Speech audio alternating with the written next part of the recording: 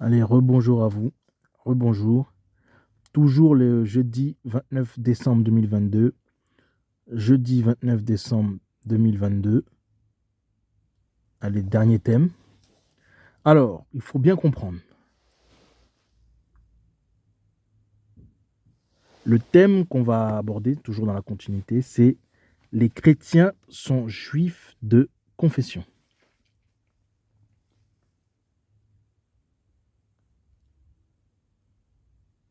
Le thème, c'est les chrétiens, voilà, les vrais chrétiens, sont juifs de confession. Donc, c'est le thème. On va comprendre rapidement pourquoi est-ce que je dis ça. Il faut bien comprendre. Les chrétiens sont juifs de confession. Voilà. Lorsqu'on devient chrétien, on se convertit au vrai Dieu, au véritable, à celui qui s'est révélé aux hommes, celui qui s'est montré depuis les anciens temps, depuis le temps de l'Égypte, le Seigneur Jésus-Christ, le Seigneur Yoshua Mashiach. Les chrétiens sont juifs de confession.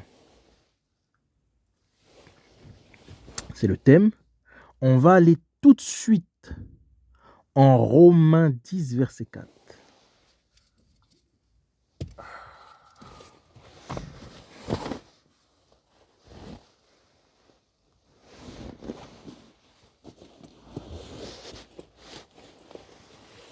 On va aller tout de suite en Romains 10, verset 4. On va comprendre pourquoi est-ce que je dis que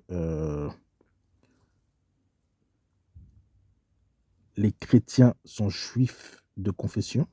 Romains 10, verset 4.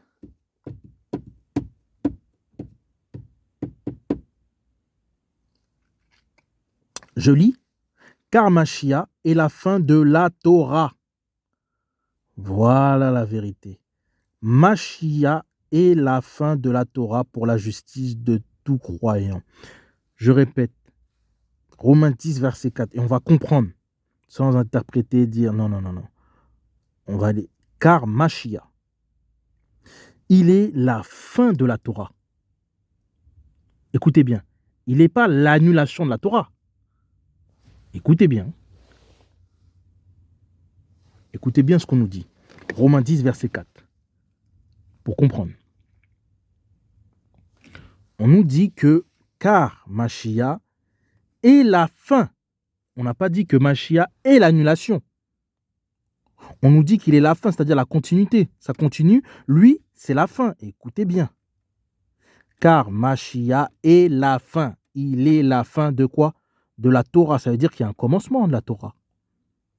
Le commencement de la Torah, c'est la loi de Moïse. La loi juive. Exode 20, verset 3. Exode chapitre 20, verset 3. La loi de Moïse. Et en Romains 10, verset 4, lui, il est la fin. Écoutez bien, pas l'annulation ou l'abolition, ou non. Il est la fin. Ça veut dire il est la continuité et il termine la Torah, la loi de Moïse, la seule et véritable religion que Dieu a donnée aux hommes. Et pour l'accomplir, il faut croire en Yoshua Mashiach parce que lui, lorsqu'il est venu sur la terre, il a appliqué à la lettre par cœur la loi de Moïse avant d'aller à la croix. C'est l'une des raisons pourquoi il est venu sur terre, pour accomplir parfaitement la loi de Moïse. Il est la fin. Jésus est venu sur terre pourquoi? L'une des raisons pourquoi Jésus est venu sur terre, c'est parce que les Juifs n'ont pas appliqué, c'est l'une des raisons, la loi de Moïse. Et ça, on oublie de le dire. La loi qu'il avait donnée à Moïse, c'est pour ça que les Juifs ont été déportés d'Israël. Voilà la vérité, c'est l'une des raisons. Ils ont préféré servir les Baals et tout ça, mais ils ont aussi été déportés parce qu'ils ont, tout simplement parce qu'ils n'ont pas appliqué la loi de Moïse.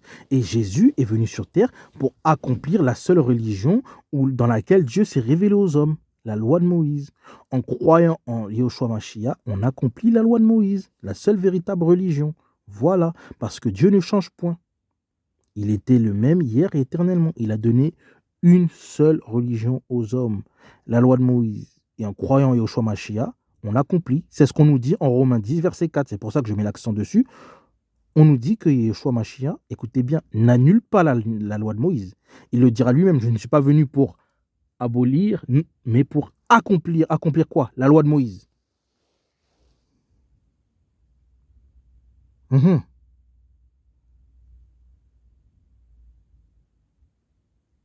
Matthieu 8, versets 1 à 4. Regardez, il voulait qu'on applique la loi de Moïse. Mhm. Il est né sous la Torah. Mhm. Matthieu 23, versets 1 à 2. Lisez, vous allez voir. Il était juif de confession. C'est important de souligner que le Dieu qui a créé le ciel, la terre et tout ça, Jésus-Christ, Yeshua Mashiach, en venant sur terre, était juif de confession. Et avant d'aller à la croix, il a appliqué à la lettre la loi de Moïse. C'est pour ça que Jésus est Dieu. C'est l'une des raisons. C'est pour ça qu'on dit le Fils. C'est une parabole. Il est le seul à avoir appliqué par cœur la loi de Moïse, à la lettre, ce que les Juifs n'avaient pas fait. Voilà la vérité. Et lorsqu'on croit en Yeshua Mashiach, on applique la loi de Moïse. Parce qu'à l'époque, avant la venue de Jésus, il fallait appliquer la Torah. Ils ne l'ont pas fait. C'est pour ça qu'il est venu. On oublie de le dire. On continue en Romains 10, verset 5. L'être humain qui aura pratiqué ces choses vivra par elles. Regardez, Romains 10, verset 5. Car Moshe écrit à propos de la justice qui vient de la Torah, l'être humain qui aura pratiqué ces choses vivra par elles. C'est Moshe qui l'avait écrit. C'était avant la venue de Dieu, avant la venue de Jésus. Mais on continue. Romains 10, verset 6. Mais ainsi par la justice qui vient de la foi. Ne dis pas en ton cœur qui montera au ciel, c'est-à-dire m'amener vers le bas, Mashiach. On va développer, on va aller plus bas. Romains 10, verset 8. Mais que dit-elle? La parole est près de toi, dans ta bouche, dans ton cœur. Or voilà la parole de foi que nous prêchons. Parce que si tu confesses de ta bouche le Seigneur Yeshua Mashiach, et si tu crois dans ton cœur qu'Élohim l'a ressuscité des morts, tu seras sauvé. Car c'est du cœur que l'on croit à la justice, et c'est de la bouche que l'on fait profession pour le salut. Car l'Écriture dit, quiconque croit en lui ne rougira pas de honte. Car il n'y a pas de différence entre le juif et le grec, car le Seigneur de tous est riche pour tous ceux qui l'invoquent. Car quiconque, Romains 10, verset 13, invoquera le nom du Seigneur sera sauvé. Voilà, ils n'ont pas appliqué la loi de Moïse. Il est venu l'accomplir. Parce qu'il fallait accomplir la loi de Moïse pour être sauvé. Lui, il est venu l'accomplir. Et quiconque croit sera sauvé. En donnant notre vie au Seigneur Jésus-Christ et au Yeshua Mashiach, on est sauvé. Sauf que pour sauver les hommes, avant sa venue, il avait donné la loi de Moïse. Et en venant sur terre, il a appliqué, c'est ce que je vous ai donné là comme passage, là, Matthieu 23, verset 1 à 2, Matthieu 8. Lisez, il était juif de confession. Lorsqu'on se convertit de tout notre cœur, notre âme, on devient juif de confession. Voilà la vérité. C'est ça la vérité, c'est ce qu'il faut comprendre. Les chrétiens, en fait, c'est la continuité de la Torah. Le christianisme, en fait, je parle des vrais chrétiens, je ne parle pas catholiques. Catholique, c'est une religion qui a été inventée par les hommes, voilà. Mais aujourd'hui, il y a beaucoup de faux pasteurs. Donc, voilà. Je parle des vrais chrétiens. Sachez que si vous êtes des vrais chrétiens, des vrais enfants de Dieu, c'est la continuité de la loi de Moïse, en fait. Voilà la vérité. C'est pas moi qui le dis, c'est Romains 10, verset 4. Donc, on est juif. Voilà. Et le juif qui est sauvé, c'est pas le juif qui est juif de père et mère ou de sang, c'est le juif qui est de confession. Abraham n'est pas né juif, il est devenu juif. Genèse chapitre 22. Verset 17, il est devenu juif. Voilà, c'est ça qu'il faut comprendre.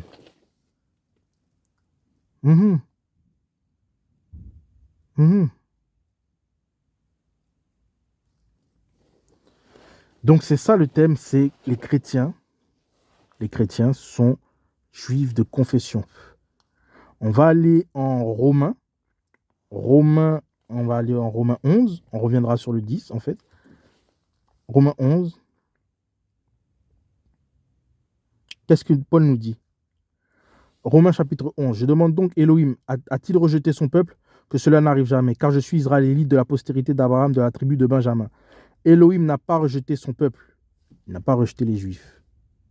Ou bien ne savez-vous pas que l'Écriture dit par Élia comment il prie Elohim contre Israël en disant, Seigneur, ils ont tué tes prophètes, ils ont démoli tes autels, et moi je suis resté moi seul, et ils cherchent mon âme. On continue plus bas. Romains 11, verset 5. Ainsi donc, il y a dans les temps présents un reste selon l'élection de la grâce. Or, si c'est par la grâce, ce n'est plus par la base des œuvres, parce qu'à l'époque, il fallait être sauvé sur la base des œuvres. Les œuvres de la Torah. Mais c'est sur la base des œuvres. Mais si c'est sur la base des œuvres, ce n'est plus par la grâce. Autrement, l'œuvre n'est plus une œuvre. Quoi donc? Ce qu'Israël cherche, il ne l'a pas obtenu. Mais les élus l'ont obtenu, tandis que les autres ont été endurcis.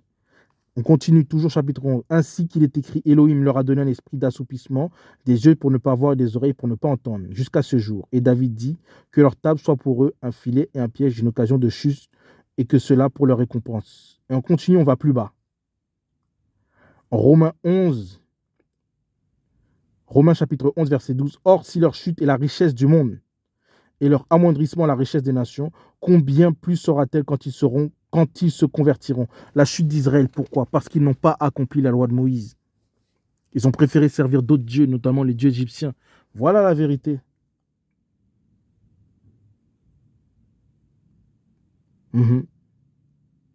C'est ça la vérité. Lorsqu'on se convertit, on devient juif. Lorsqu'on se convertit véritablement, on devient juif de confession. On devient juif de confession.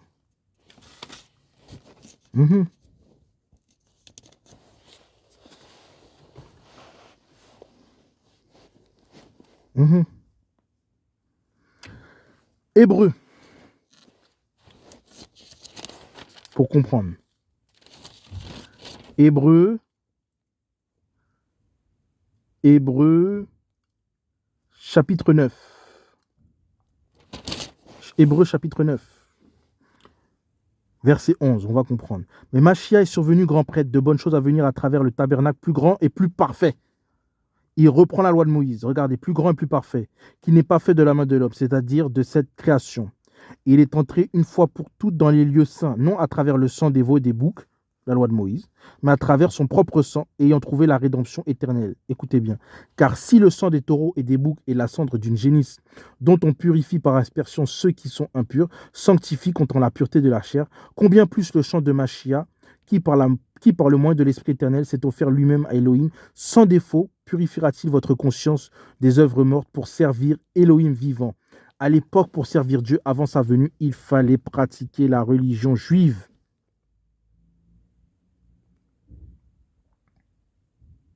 On continue, lisez. Est-ce pour cela qu'il est médiateur d'une nouvelle alliance, d'une alliance nouvelle, afin que sa mort étant venue pour la rédemption des transgressions de la première alliance? Écoutez bien, voilà pourquoi est-ce que Jésus est venu sur terre. Je le répète, on oublie de le souligner. C'est pas moi qui le dis, c'est la Torah, c'est la parole. Hébreu 9, verset 15. Dieu a donné une seule religion aux hommes. Il veut que l'on applique. Écoutez bien ce qui s'est passé. Dieu ne change point parce qu'il sait exactement ce qui va se passer. Et c'est pour cela qu'il est médiateur d'une alliance nouvelle, afin que sa mort étant venue pour la rédemption, écoutez bien, sa mort étant venue pour la rédemption, écoutez bien, des transgressions de la première alliance. Ceux qui ont été appelés reçoivent la promesse de l'héritage éternel.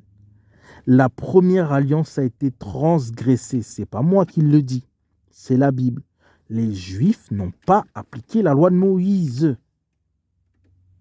C'est pour ça que les Israélites ont été chassés d'Israël. D'ailleurs, il y avait des Juifs noirs, et oui, qui préféraient servir des dieux africains, voilà, faire le vaudou et tout ça. C'est pour ça.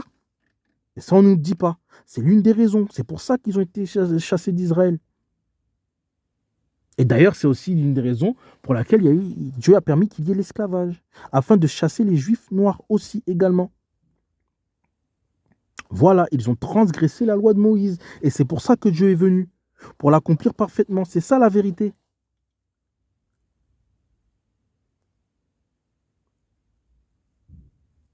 Hébreux 9, verset 15. Il nous dit bien, et c'est pour cela qu'il est médiateur d'une alliance nouvelle, afin que sa mort étant venue pour la rédemption des transgressions. Elle a été transgressée, la première alliance, par les Juifs. Mais Dieu ne change point. Ainsi, quand on se convertit, on devient juif de confession.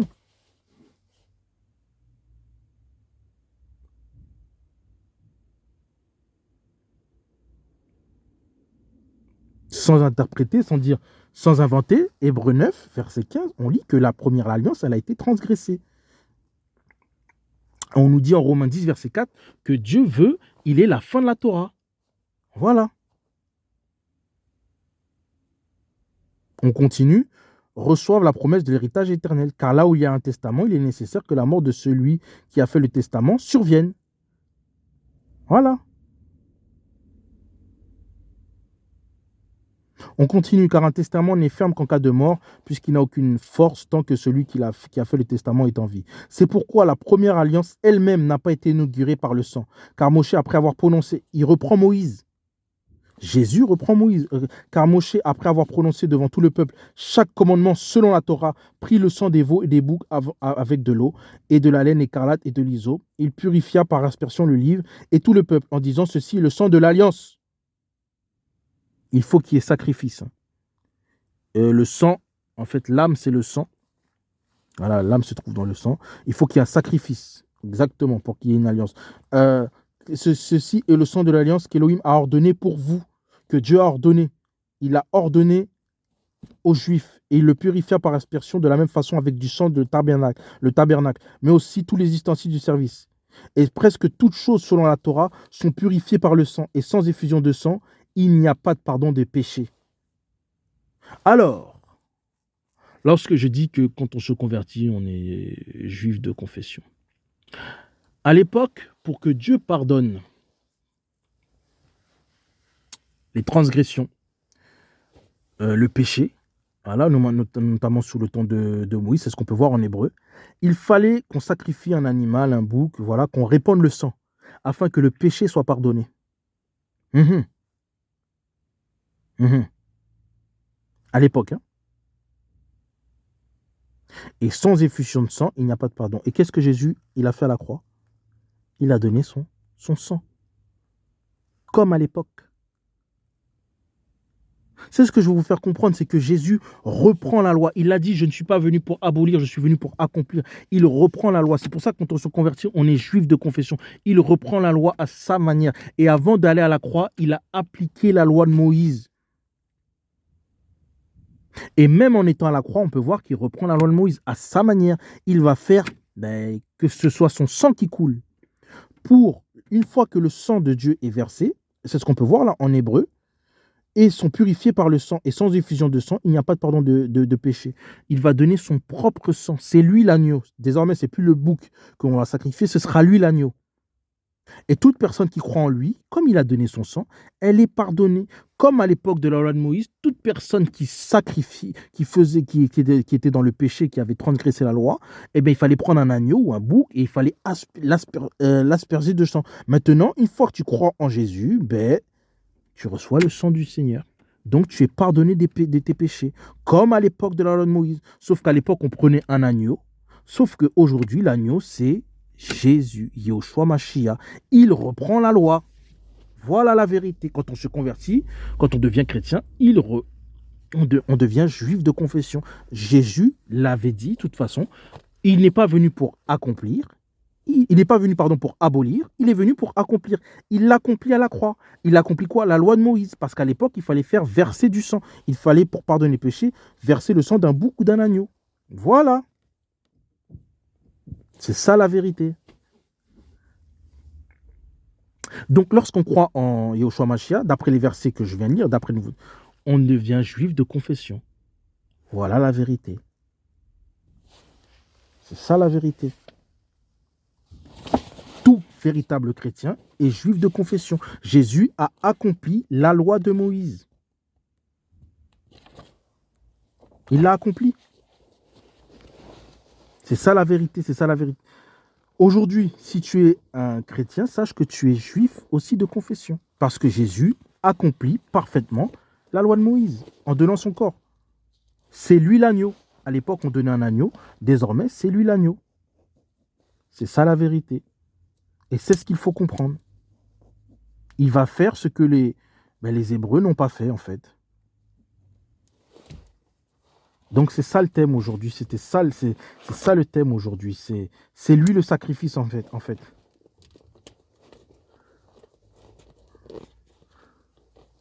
On continue rapidement. On va prendre un dernier chapitre. On va aller en Hébreu chapitre 10 pour comprendre. À chaque fois, on voit que celui qui a écrit Hébreu, on ne connaît pas l'auteur d'Hébreu. Mais bon, si on lit bien la Bible, on peut voir qui est-ce qui a écrit Hébreu. Hein. Voilà. On peut voir que c'est un disciple du Seigneur qui a écrit Hébreu.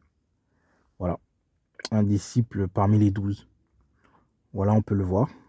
Donc voilà, je reviendrai là-dessus. Un disciple qui était proche d'ailleurs. Je reviendrai là-dessus. En Hébreu, chapitre 10, il reprend la loi de Moïse.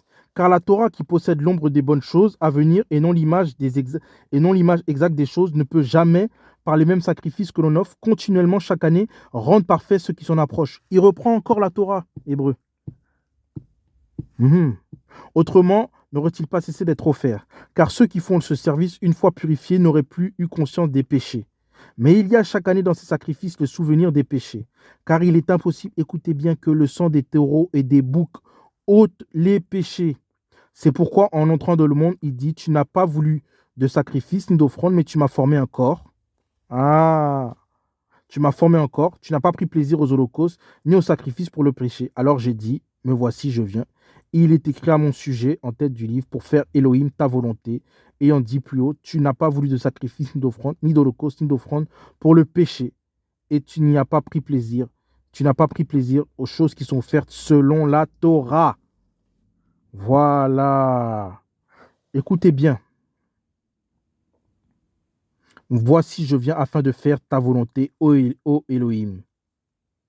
C'est par cette volonté que nous sommes sanctifiés au moyen de l'offrande du corps de Yoshua Mashiach une fois pour toutes.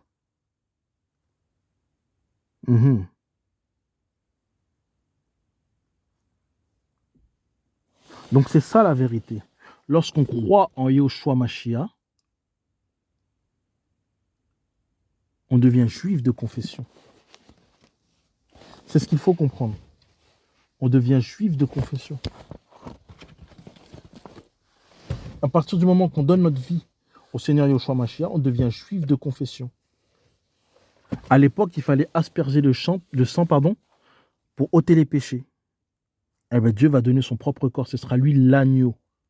C'est pour ça qu'on dit que Yoshua est un agneau. C'est par rapport à la première alliance. Parce qu'on offrait des boucs, des taureaux, des veaux. Voilà. Et maintenant, il va donner son corps. Et il fallait l'aspersion de sang pour ôter le péché. Maintenant, à partir du moment qu'on croit en Yoshua Mashiach, tous les péchés sont ôtés. Donc, en fait, je suis en train de te dire que Yoshua Mashiach, c'est la continuité de la première alliance. Et à l'époque, ceux qui pratiquaient ce genre de rite, voilà, asperger le sang et tout ça, étaient juifs de confession, la loi de Moïse. Aujourd'hui, lorsqu'on donne notre vie à Yoshua Mashiach, on continue dans cette continuité, on accomplit, c'est ce qu'on peut voir, il est la fin de la Torah, on accomplit la Torah en donnant notre vie à Jésus. Qu'est-ce que le Seigneur a fait à la croix? Il a donné son sang. Et avant de mourir, sachez que Yoshua Mashiach était juif de confession. Voilà, ne l'oubliez surtout pas. Donc même à la croix, il donnera son sang. C'est lui l'agneau qui est parfait. Et lorsqu'on croit à Jésus, on devient juif de confession. Voilà, c'était ça le thème aujourd'hui. Donc voilà. N'oubliez pas, la véritable religion, c'est la Torah. Et Jésus accomplit parfaitement la Torah. Donc, pour accomplir la Torah, il faut croire en Yoshua Mashiach. Donc, voilà. La seule religion dans laquelle Dieu s'est révélé aux hommes. Voilà. Donc, voilà, c'était le thème aujourd'hui. Voilà. Bonne journée à vous.